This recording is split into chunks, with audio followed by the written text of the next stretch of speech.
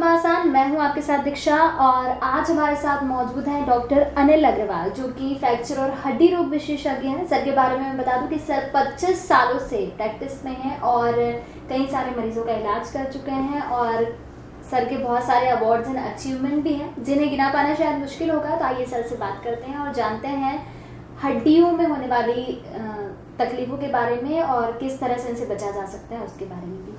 Sir स्वागत है आपका। सबसे पहले तो मैं आपसे पूछना चाहूँगी कि हड्डियाँ कई बार ऐसा हो जाता है हमें चोट लग जाती है तो हमें पता नहीं चल पाता है कुछ भी। तो अगर चोट लगती है किसी भी व्यक्ति को तो किस तरह से उसे अपना इलाज करना चाहिए, कहीं कि ध्यान रखना चाहिए? ये आपने बड़ा अच्छा सवाल पूछा क्योंकि ये प्रॉब्लम हम लोग रोज़ फेस करते हैं। कई बार हमें फ़ोन आता है कि एकदम चोट लग गई है, तब एकदम डॉक्टरी सुविधा उपलब्ध नहीं है, तब क्या करना चाहिए। कई लोग गरम सेक करके आ जाते हैं या मालिश करके आ जाते हैं। इसका एक बहुत अच्छा सा एक्रोनिम मैं आपको आज देना चाहूँगा जो कि राइस हम बोलते हैं, RICE। चावल के नाम से याद भी कर सकते हैं। R मतलब रेस्ट, I मतलब आइस, C मतलब कॉम्प्रेशन, E मतलब एलिवेशन। आराम करें, थोड़ा ठंडा सेक करें, पैर पे या हाथ पे जहाँ पे चोट लगी है कुछ क्रेप बैंडेज या सपोर्ट कुछ लगा लें और पाँव या हाथ को ऊपर रखें। सबसे पहला फर्स्ट एड यही रहता है। न मालिश कराएं, न गरम सेक करें, न कोई तरह की कोई मल्लम लगाएं जब तक कि आपको डॉक्टरी सुविधा उपलब्ध ना हो। अभी हाल ही में एक चीज़ें देखने में आ रही हैं खास करके यंग जनरेशन में, क्योंकि उनका जॉब ऐसा होता है, जॉब प्रोफाइल ऐसा होता है कि उन्हें एक जगह सिटिंग में या ऐसे रहना पड़ता है, तो उन्हें काफ़ी दिक्कत आ रही है हड्डियों में या पॉस्चर प्रॉब्लम हम जिसे कह सकते हैं। तो उन्हें आप क्या मैसेज देना चाहेंगे, किस तरह वो बचे इन सब चीज़ों से? ये तो रोज़ है। हम 18 ईयर ओल्ड या 20 साल या 22 साल के बच्चे हमारे पास आ रहे हैं कमर दर्द, गर्दन दर्द लेके। मेरा उनसे एक बड़ा स्पेसिफिक सवाल होता है, धूप देखी है कभी? और वो ये बोलते कि सर नहीं, क्योंकि उनका कितना देर बैठता है भाई, 16 घंटे 18 घंटे सिस्टम पे बैठते हैं। एक्सरसाइज क्या होती है सर? टाइम नहीं मिलता सर। कैसे बैठते हो? लेटे हुए हैं। अभी तो वर्क फ्रॉम होम चल रहा है तो प्रॉपर वर्क डेस्क भी नहीं है, पलंग पर हैं, सोफे पर हैं, and they have all kinds of problem. गर्दन दर्द हो रहा है, हड्डियाँ कमज़ोर हो रही है इतनी उम्र में।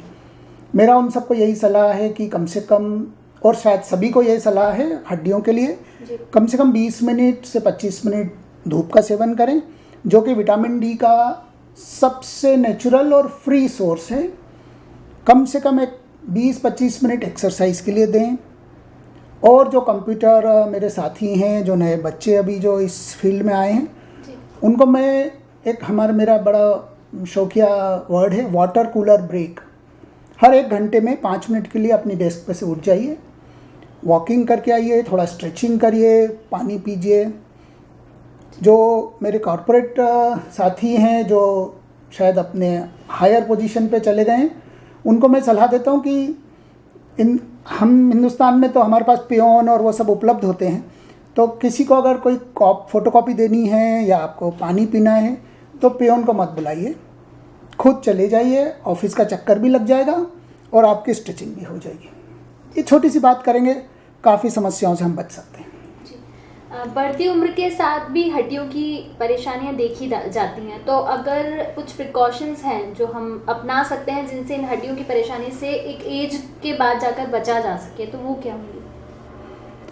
आप बड़े अच्छे सवाल पूछ रहे हैं। मैं हमेशा ये बोलता हूँ कि हमारी जो हड्डियाँ हैं बैंक की तरह हैं, बैंक बैलेंस।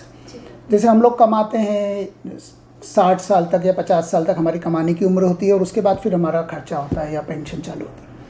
वैसे ही हड्डियों का भी है कि हड्डियाँ 40, 50, 60 साल तक ही मजबूत रहती हैं या बनती हैं, उसके बाद उनका क्षरण या उनका डिटोरिएशन चालू हो जाता है। मेरी हमेशा ये सलाह रहती है कि यंग एज में अभी से ही, जिस दिन भी जब आपका सोच आ गया तब आपको हड्डियों को मजबूत करना चालू कर देना चाहिए, एक्सरसाइज करना चालू कर देना चाहिए, कैल्शियम रिच डाइट और सूरज की रोशनी, ये सब अगर आपकी हड्डियाँ जब आप 60 के हो रहे हैं तब अगर हड्डियाँ आपकी मजबूत हैं, जितना आपका बैलेंस है, क्षरण तो होना ही है, कम तो होना है, लेकिन जितनी ऊंचाई से आप कम होना चालू करेंगे उतनी आपकी ऑस्टियोपोरोसिस होने की संभावना कम होगी और आप आगे की जो फ्रैक्चर्स हैं या जो ओल्ड एज में फ्रैक्चर हो जाते हैं या हड्डियां कमज़ोर हो जाती हैं उससे हम बच सकेंगे। जी सर, कोविड का टाइम ऐसा रहा है कि सभी कहीं ना कहीं इसमें परेशान हुए हैं, तो किस तरह से कोविड काल में आपने वर्क किया?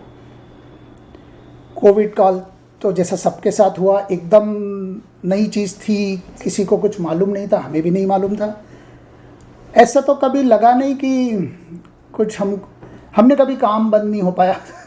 कोविड काल मतलब एक भी दिन ऐसा मुझे याद नहीं है कि मैं हॉस्पिटल नहीं गया हूँ, क्योंकि अब हम लोग ट्रॉमा में काम करते हैं, फ्रैक्चर्स के पेशेंट्स देखते हैं।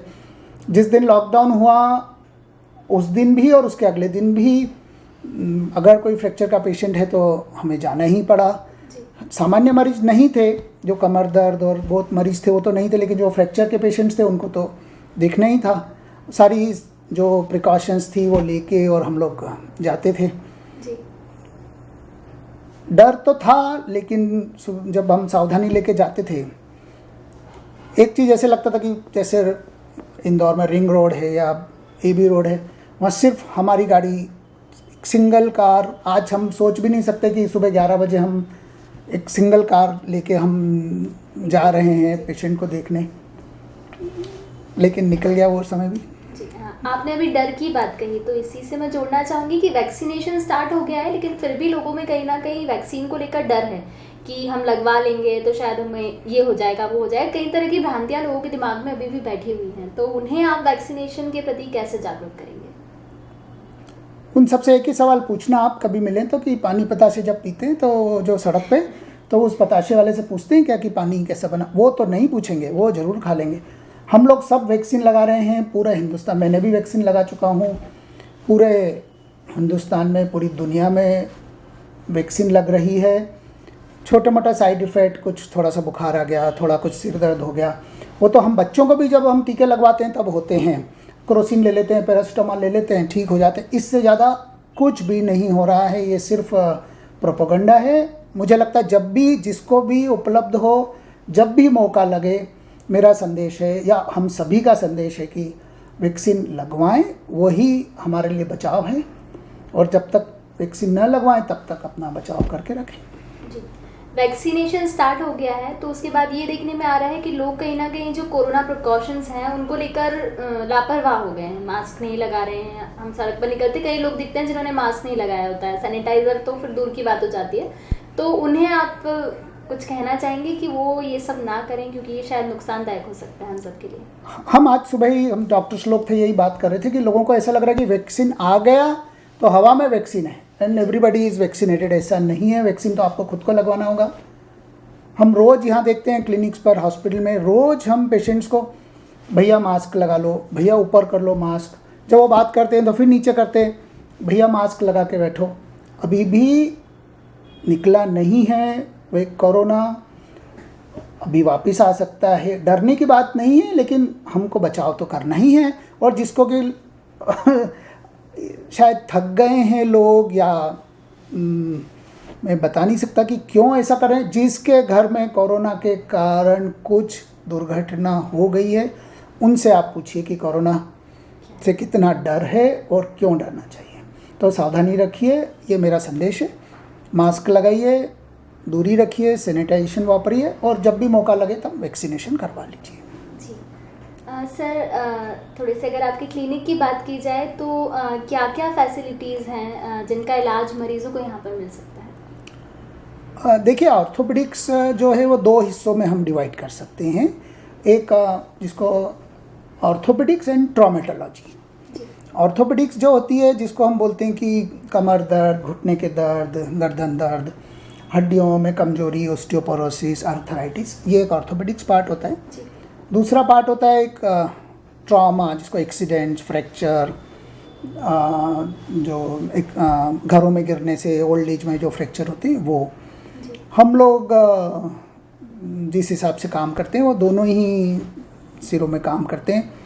जहाँ तक हो सकता है कमर दर्द और उनका इलाज करते हैं, अगर घुटने प्रत्यारोपण की ज़रूरत होती है तो वो करते हैं, और जो फ्रैक्चर्स और एक्सीडेंट के पेशेंट्स आते हैं उनका इलाज करते हैं। सर, आप जिस पेशे में हैं तो समाज को देख पाना आपके लिए काफ़ी करीब रहता है, तो आप सोसाइटी और स्पेशली हमारे यूथ को क्या मैसेज देना चाहेंगे? किस तरह से वो खुद को इम्प्रूव कर सकते हैं ताकि वो सोसाइटी को भी इम्प्रूव कर पाए? खुद को इम्प्रूव करिए, खुद की हेल्थ इम्प्रूव करिए, वही हमारे लिए सबसे अच्छा है। हमारे बुजुर्गों को अभी कोरोना काल में मैंने कुछ संदेश भी दिए हैं, जिसमें कि घरों में रह के भी आप एक्सरसाइज कर सकते हैं, घरों में रह के भी आप धूप का सेवन कर सकते हैं। बुजुर्गों को काफ़ी तकलीफ़ हो रही है, जब अंदर लॉकडाउन में बंद हैं, अभी भी डर है बाहर निकलने में। तो जितना हो सकता है कि हम योगा करें और एक्सरसाइज करें। और यूथ को तो यही मेरी सलाह है कि सिर्फ काम से नहीं होगा भैया, थोड़ी एक्सरसाइज भी करिए। 18 घंटे की जगह 16 घंटे करिए या 12 घंटे करिए। कम से कम एक 45 मिनट्स का समय अपने खुद के लिए निकालिए, हड्डियों के लिए निकालिए। आगे जाके आप कम तकलीफ पाएंगे, हमारे पास कम आएंगे। हमारी सलाह रहेगी कि हमसे दूर रहें।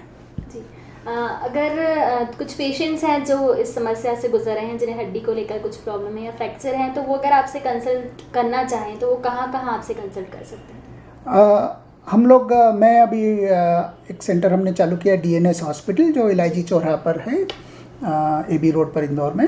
तो वहाँ मैं उपलब्ध हूँ, और बाकी ये क्लिनिक YN रोड पर है जहाँ हम उपलब्ध रहते हैं। बाकी क्योंकि हम लोग फ्रैक्चर्स और एक्सीडेंट्स के पेशेंट्स देखते हैं, तो 24 घंटे उपलब्ध रहते हैं।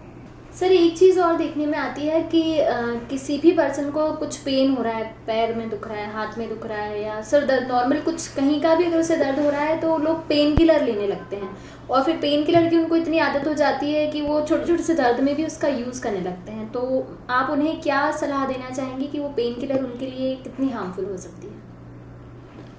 ये आपने हमारे मन की बात करी है, क्योंकि हम अभी एक सेफ पेन इनिशिएटिव शुरू कर रहे हैं। Let me explain you with a story. Actually there is no painometer like a thermometer. We can measure pain. We have to depend on the person's narrative कि मेरे को इतना दर्द हो रहा है। अगर मैं एक बात बताऊं कि मैं यहाँ क्लिनिक पर बैठा हूँ और मेरे बेटे का फ़ोन आया, वो अपना रिज़ल्ट मुझे बताना चाहता है, और मैं उसका फ़ोन लेने के लिए टेबल पे से, कुर्सी पे से उठता हूँ, और मेरा घुटना मेरे टेबल पे टकरा जाता है।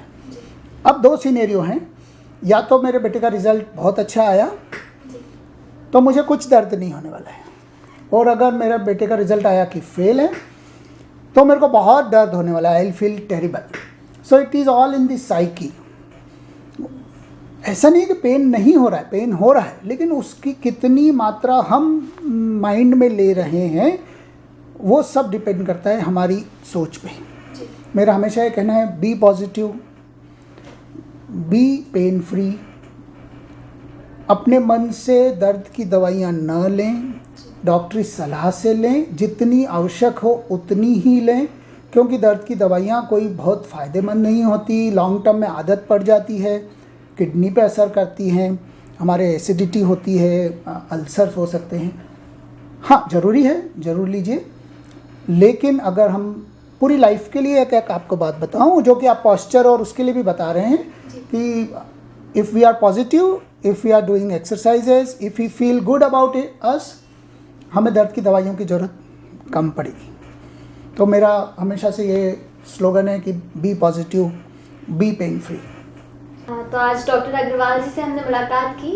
सर ने अपने अचीवमेंट्स और अवार्ड्स तो आपके सामने नहीं बताए, लेकिन मैं बता देना चाहती हूँ कि एक बुक है द ल्यूमिनरीज करके, इसमें कई सारे डॉक्टर हैं, उनके बारे में बताया गया है, उन्होंने जो चीज़ें की है उसके बारे में बताया गया है। तो सर एक अकेले ऐसे औरतों हैं जिनका नाम इस बुक में शामिल है, और भी कई सारे अवार्ड सर के नाम होंगे, और सर काफ़ी सालों से इस फील्ड में काम कर रहे हैं, और अपने मरीजों के लिए 24 घंटे वो उपलब्ध रहते हैं। तो अगर आपको कहीं भी ज़रूरत पड़ती है, आपको कुछ होता है, तो आप सर से कांटेक्ट कर सकते हैं।